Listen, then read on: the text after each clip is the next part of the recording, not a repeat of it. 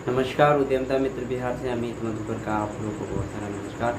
आज हम बात करना चाहते हैं पिछले दिन जो प्रोजेक्ट से संबंधित बहुत सारी भ्रांतियों के बीच में सरकार भी उहापोह में थी और उद्यमियों के बीच में भी बहुत सारा उहापोह की स्थिति बनी हुई थी। चूँकि प्रोजेक्ट का जो अमाउंट कम बेसी करने की जो बात मैंने ओवर फिनांस अंडर फिनांस का जो चैप्टर था, उस चैप्टर को विराम लगाते हुए 27 जून को जो एक बैठक हुई है उसमें एक अपडेट छट के आया है कि बहुत सा वैसा प्रोजेक्ट था जिस प्रोजेक्ट को अंडर फिनांस और ओवर फिनांस की परेशानियों से जूझना पड़ रहा था। सरकार ने आज के बैठक में यह तय कर दिया है कि जो 102 प्रोजेक्ट का हमारा लिस्ट था जिसके अगेंस्ट में हम लोगों ने अप्लाई किया था और ट्रेनिंग भी कराया, डीपीआर भी भराया था, वो सभी प्रोजेक्ट को संशोधित कर दिया गया है और अब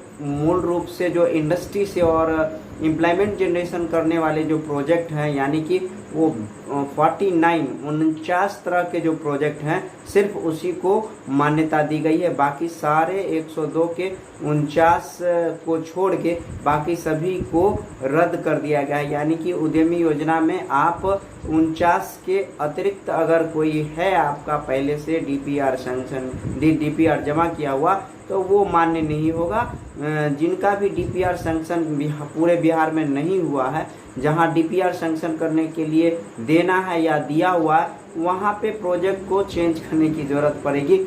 क्योंकि परेशानी ये है कि सरकार काफ़ी दिनों से एक दुविधा की स्थिति में पड़ी हुई थी कि छोटा प्रोजेक्ट के लिए 10 लाख रुपया क्यों दें और बड़े प्रोजेक्ट में 10 लाख से कम के क्यों हो। तो ये स्थिति जो थोड़ा भ्रम की स्थिति बनी हुई थी, सरकार ने एकदम स्पष्ट निर्देश दिया है या स्पष्ट गाइडलाइन दे दिया है कि जो एम्प्लॉयमेंट जनरेशन नहीं करेगा, यानी लोगों के बीच में स्वरोजगार के लिए जो प्रोजेक्ट नहीं है, उस सारे प्रोजेक्ट को हटा दिया गया है। उन सारे प्रोजेक्ट में जिसमें मशीनरी टूल्स का कम लागत था और उसके लिए भी 10 लाख रुपए दिए गए थे और या फिर इस समय देना था, उन सबों को हटा दिया गया है। 49 तरह के प्रोजेक्ट ही अब आप अप्लाई कर सकते हैं। एक और खास बात ध्यान से सुन लीजिए कि ये अपडेट करने के लिए 3-4 दिनों के लिए पोर्टल खुलेगा। आप जिला उद्योग केंद्र से संपर्क कर लीजिए ताकि आपका जो प्रोजेक्ट अगर लिस्ट से बाहर का है तो अपडेट किया जा सके और वो अपडेशन के बाद जो आपका डीपीआर होगा वही डीपीआर पेमेंट के लिए वैलिड होगा। अर्थात आपका जो पेमेंट अब होना है वो 102 उद्योग परियोजना का जो लिस्ट था उसमें से सिर्फ 49 कैटेगरी का जो है उसी को पेमेंट मिलेगा। बाकी लोगों का जो है उसको संशोधित करना पड़ेगा। अगर आपका प्रोजेक्ट, ध्यान से सुनिए, अगर आज आपका प्रोजेक्ट 49 सूची से अगर बाहर का है तो आपको डीपीआर चेंज करने के लिए संपर्क करना चाहिए। जो 2-4 दिनों के लिए साइट में अमेंडमेंट का जो ऑप्शन मिलेगा वहां आप अपने प्रोजेक्ट को 49 के किसी एक प्रोजेक्ट को ले सकते हैं जो वास्तव में इंडस्ट्रियलाइजेशन के लिए और एम्प्लॉयमेंट जनरेशन के लिए ये बहुत बढ़िया प्रोजेक्ट है। सरकार का यह निर्णय बहुत ही अच्छा है, खासकर इसलिए कि लोग पैसे ले लेते हैं और फंड डाइवर्ट करते हैं और जिससे इंडस्ट्रियलाइजेशन नहीं होती है, इंडस्ट्री नहीं लग पाती है। ऐसी स्थिति में आपको इस तरह के प्रोजेक्ट पर काम करना पड़ेगा। यानी कि आप माइंड मेकअप कर लीजिए कि अब हमको इंडस्ट्री लगाने हैं। अगर आप फंड डाइवर्सन के लिए अगर लोन लेना चाह रहे थे या सब्सिडी के लिए लोन लेना चाह रहे थे तो वो अब संभव है नहीं, क्योंकि सरकार ने यह तय कर दिया है कि किस प्रोजेक्ट में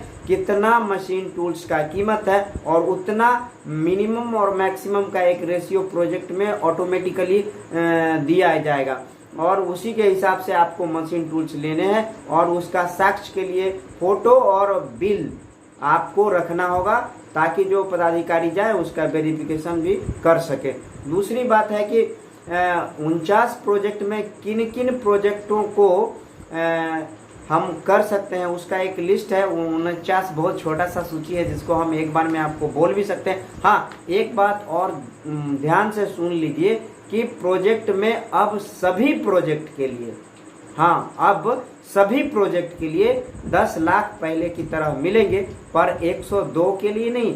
ये 49 सूची के नए सूची के अनुसार 49 जो सूची में उतने लोगों उतने परियोजना के लिए 10 लाख रुपए की राशि मिलेगी, और बाकी के प्रोजेक्ट तो लिस्ट से हटा दिए गए हैं। यानी अगर आपका 49 जो अभी मैं लिस्ट का में नाम ले रहा हूँ उससे अतिरिक्त है तो आप जिला उद्योग में जाके डीपीआर चेंज कर सकते हैं, और आप डीपीआर तो ऑटोमेटिकली साइट पर बन जाएगा, आपको बनाने की जरूरत नहीं है, क्योंकि कीमत ऑलरेडी सरकार ने ही डिसाइड कर दिया कि किस प्रोजेक्ट में मशीन टूल्स कितने का होगा।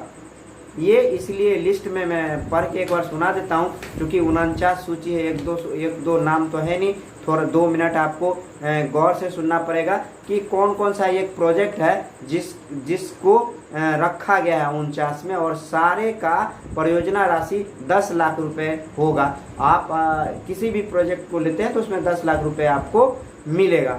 इसमें है पशु आहार, मुर्गी दाना, मखाना प्रोसेसिंग, बेकरी उत्पादन, आटा, तेल मिल, आटा सत्तू बेसन, तेल मिल, मसाला उत्पादन, आइसक्रीम, जैम जेली उत्पादन, दाल मिल, पोहा, बीज प्रसंस्करण, मधु प्रसंस्करण, फलों का जूस का इकाई, कॉर्नफ्लेक्स। ये फूड प्रोसेसिंग का जो ये प्रोजेक्ट है 15, उसमें 10 लाख रुपए मिलेंगे। और जिनका इसके अतिरिक्त कोई फूड प्रोडक्ट में था, जैसे अचार, पापड़, तिलौरी, अगर इन चीज़ों में अगर होगा तो आपको डीपीआर जिला उद्योग में जाके चेंज करना पड़ेगा, या पदाधिकारी आपको चेंज कर देंगे। अमाउंट सबके लिए 10 लाख है, कोई भी प्रोजेक्ट होगा उसके लिए अमाउंट पहले की तरह 10 लाख रुपए होंगे। इसके बाद इलेक्ट्रिक एंड इलेक्ट्रॉनिक से संबंधित जो प्रोजेक्ट थे उसमें भी बहुत सारा चेंजिंग करके कुछ को हटा दिया गया, जैसे स्टेबलाइजर, कूलर निर्माण, computer hardware and networking, flex printing, IT business, इन सबों के लिए 10-10 लाख रुपए दिए जाएंगे। और आईटी इलेक्ट्रॉनिक में इतने ही प्रोजेक्ट हैं। इसके बाद आपको रिपेयरिंग मेंटेनेंस के लिए ऑटो गैरेज है, उसमें भी 10 लाख रुपए मिलेंगे। सीमेंट का जाली दरवाजा खिड़की है, उसके लिए भी 10 लाख रुपए। सीमेंट से संबंधित कोई भी प्रोजेक्ट है वो 10 लाख के लिए होगा, चाहे कंक्रीट, ह्यूम पाइप हो, सीमेंट का ब्लॉक, टाइल्स, पेवर वगैरह कुछ भी बनाते हैं तो उसके लिए 10 लाख रुपए का ही प्रावधान है। प्लास्टिक एवं रबर से संबंधित अगर कोई प्रोजेक्ट है आपका, जैसे स्पोर्ट्स का जूता बनाना, पीवीसी जूता बनाना, वो भी 10 लाख रुपए।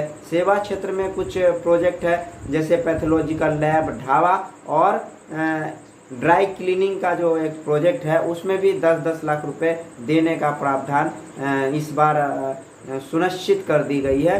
इसके बाद दैनिक उपभोक्ता प्रोडक्ट भी है बहुत सारा, जिसको हम डे टू डे यूज़ करते हैं, जैसे disposable diaper, sanitary napkin pad, notebook, plastic का सामान, डिटर्जेंट पाउडर, उन सबों के लिए भी 10-10 लाख रुपए का प्रोजेक्ट में राशि दी गई है। चूँकि पिछले दिनों प्रोजेक्ट की राशि थी, उस राशि को कंसाइज करके अर्थात कैपिंग कर दिया गया था कि किस प्रोजेक्ट में कितना होगा, उन चीज़ों को हटा दिया गया है। यानी कि 10 लाख का जो पूर्व में दिया जा रहा था वही तरह से 10 लाख रुपए आपको मिलेंगे, पर वो 102 के जगह पर 49 तरह के परियोजना है, उतने में आपको 10 लाख रुपए मिलेंगे। बाकी इस लिस्ट से मेरे बताने के बाद का जो भी प्रोजेक्ट आपका होगा वो हटा दिया गया है, डीपीआर चेंज किया जाएगा, और इसके लिए आपको जिला उद्योग से संपर्क करना पड़ेगा। इसके बाद है चमड़ा से संबंधित कोई भी प्रोजेक्ट है, जैसे चमड़े का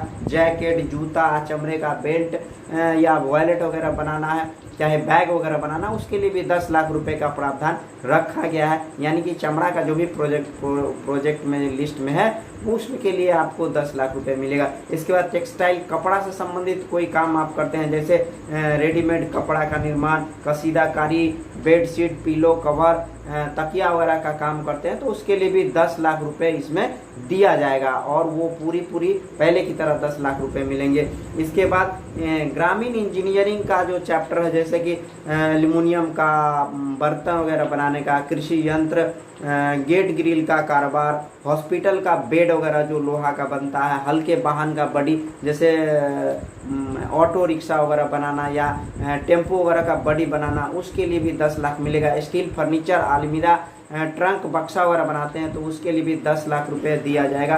रोलिंग शटर बनाते हैं, जो शटर को ऊपर नीचे करके गेट बंद करते हैं, उसके लिए भी 10 लाख रुपए का प्रावधान है। बांस का सामान है, बेंत का, बांस का, लकड़ी का, कोई भी इकाई का प्रोजेक्ट आप लगाना चाहते हैं तो उसके लिए भी 10 लाख रुपए आपको दिया जाएगा। बढ़ईगिरी और बेंत का जो सामान है उनके लिए भी 10-10 लाख रुपए का प्रोजेक्ट का प्रावधान है। और एक और बात गौर से समझने वाली बात है कि जो ये प्रोजेक्ट का चर्चा कर रहे हैं वो प्रोजेक्ट आपको डीपीआर बनाने की ज़रूरत नहीं है, वो ऑटो ही साइट पर बन जाएगा। आपको सिर्फ डीपीआर का पेज साइन करना पड़ेगा। बहुत बड़ी बात, अब सरकार ने बहुत सारी चीज़ें छूट भी कर दी है। पहले नंबर की शेड बनाना मैंडेटरी नहीं रह गया है। अगर आपका शेड बना हुआ है तो भी 4 लाख रुपए का यूसी देना पड़ेगा, यानी 4 लाख रुपए में आपने शेड या मशीन का एडवांस किया है या कोई रॉ मटेरियल वगैरह खरीदा है तो वो आपको बिल देना पड़ेगा उसके परचेज का। और 6 लाख रुपए का मशीन का आपको बिल मैंडेटरीली देना पड़ेगा। वो 6 लाख का मशीन टूल्स का मैक्सिमम बिल है वो आपको देना पड़ेगा। 6 लाख का बिल देना पड़ेगा और 4 लाख का शेड बनाइए या रॉ मटेरियल खरीदिए या फिर एडवांस मशीन के लिए देते हैं तो वो 4 लाख रुपए का बिल आपको देना पड़ेगा। यानी कि 6 और 4 का जो कंडीशन था 5 लाख का मशीन का, वो मशीन खरीदने के लिए अब 6 लाख रुपया मिला और वर्किंग कैपिटल के लिए आपको 4 लाख रुपए मिला। यानी कि नॉर्मली जो स्कीम में 60% 40% का एक रेशियो नॉर्मली किसी भी प्रोजेक्ट में दिया जाता है जी, अर्थात यानी कि टर्म लोन के लिए 60% और 40% वर्किंग कैपिटल के लिए, वो भी यहाँ पे करीब करीब लागू होता हुआ दिखाई दे रहा है। क्योंकि मशीन में 10 लाख में मशीन 60% में आ जाता है और वर्किंग कैपिटल या शेड मिला के 40% का जो राशि है वो आपको यहाँ पर देना पड़ेगा। और दूसरी बात है कि ऑनलाइन ये अमेंडमेंट के लिए ऑनलाइन के लिए गवर्नमेंट का साइट पे 2-3 दिनों के लिए खुलेगा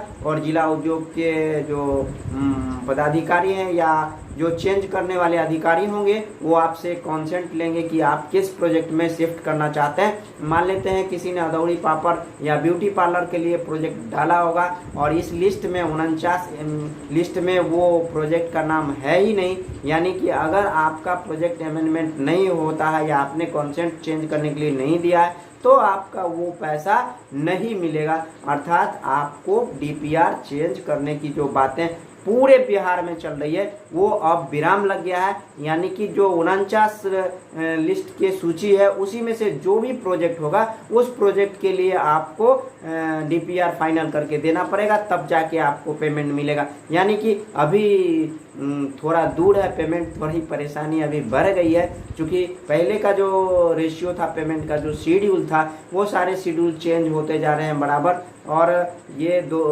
कच्चा माल हुआ, वर्किंग कैपिटल हुआ या मशीन टूल्स का जो भी कहानी है, शेड से संबंधित जो कहानी है, यानी कि शेड बनाना मैंडेटरी नहीं रहा है। आपका बना हुआ शेड है तो उसके लिए वर्किंग कैपिटल के लिए पैसा रख लीजिए और 6 लाख रुपए आपका बच रहा तो 6 लाख रुपए आप मशीन टूल्स के लिए यूज़ करेंगे। इसके बाद आप पीछे दिन भी बता रहे थे कि कुछ लोगों का जो पीएमईजीपी में लोन है, चाहे नव प्रवर्तन में लोन है या फिर वर्तमान में जो लोन होगा या फिर कोई पदाधिकारी या कोई नौकरी में है या कोई प्रतिनिधि है या कोई डीलर है या कोई नेता है, इस तरह के लोग अगर हैं, मुखिया हैं, तो उन लोगों को इस योजना का लाभ नहीं मिला। अगर परिवार में 2 सदस्य को इस योजना के लिए नामित किया गया, चयन किया गया, तो आपको नहीं मिलेगा। ध्यान रखिए, जांच बहुत टाइट हो रही है और आपको यह साबित हो जाता है कि आपके घर में 2 आदमी का चयन हो गया है उद्यमी योजना में तो किसी एक को मिलेगा। अगर पति पत्नी में किसी का चयन हो गया है तो किसी एक को मिलेगा।